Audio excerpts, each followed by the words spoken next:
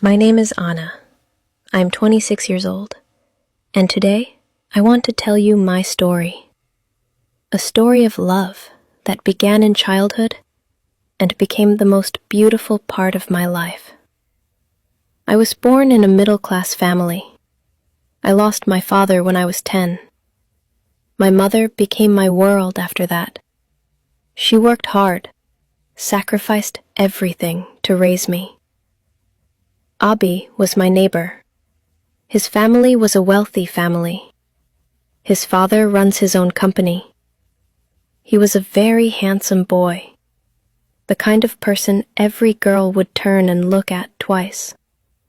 He was charming, kind, and had a smile that could melt anyone's heart. He was 2 years older than me, but that never stopped us from playing together. His sister, Mira, was my classmate. The three of us were inseparable. Life was simple then. Abi and his family were always kind to us. His mother treated me like her own daughter. Until 7th grade, we were studying in the same school. He was always carrying me like something special. After 7th grade, Abi went to a hostel for his studies. Mira and I continued in the same school till graduation. Every vacation, Abi returned home. The first thing he always did after reaching home was to come and see me. And every time he did, I could feel a strange happiness blooming in my heart, something I couldn't name back then.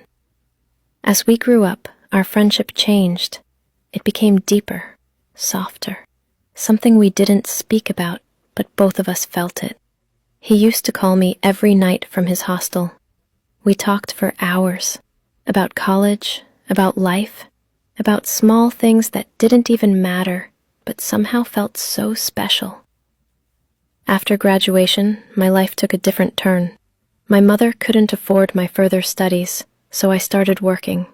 But Abi continued his education and completed his master's degree. By then, his father's company had grown, and Abi joined him, helping in business. He was smart and hardworking, yet his heart never changed. Still the same Abi who cared about me more than anything else. One day, he called and asked me to meet him. I didn't know what he was planning. When I reached there, he looked nervous but happy. Then, suddenly, he went down on his knees. He held my hand and said softly, "Anna, I have loved you since we were kids. I cannot imagine my life without you. Will you be mine?" For a moment, my heart stopped. Tears filled my eyes. I had dreamt of this moment for years, but when it actually came, I couldn't say yes, because deep down, I knew his family would never accept a girl like me. We were middle class. They were wealthy and respected. I smiled through my tears and said, "Abi, I love you too. But your world is different from mine. Your parents will never accept our love. So please, let's be friends."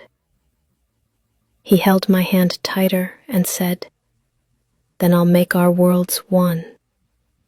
I will convince my parents and your mother too.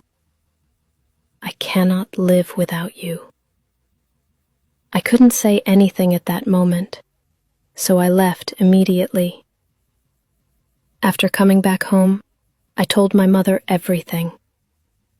She already knew how much I loved him, but she too said softly, "They won't accept you, Anna. Their world is not like ours." But he didn't give up. He continued loving me openly.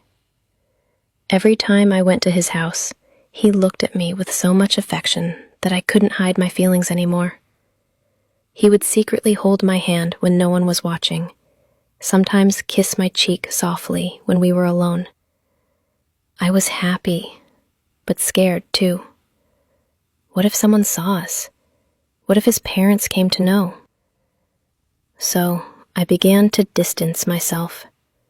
I avoided his calls. He would call again and again, sometimes even come to my office. When I didn't answer, he became upset. He was not angry because of ego, but because he couldn't stand being away from me.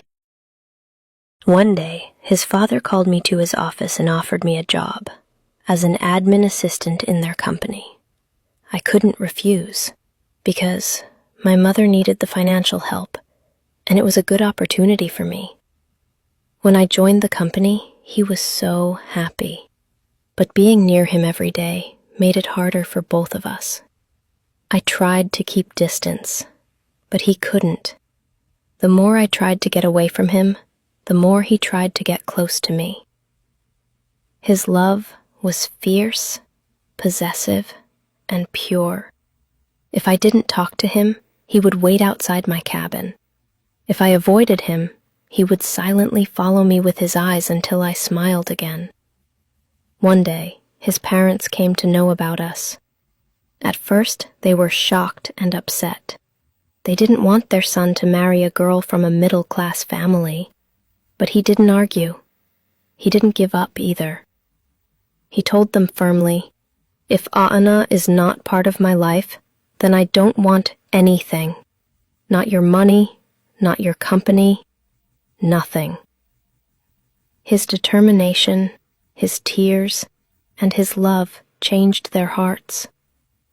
Slowly, they accepted me. The day his mother came to our house with a proposal, I couldn't stop crying. My mother, too, had tears of joy. We got married with everyone's blessings. Our love story, which started in childhood, finally found its forever.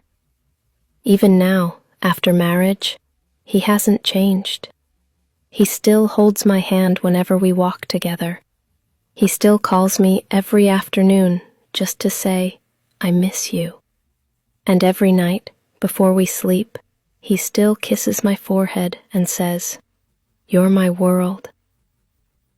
Sometimes I think about how life could have been different if I had said no forever.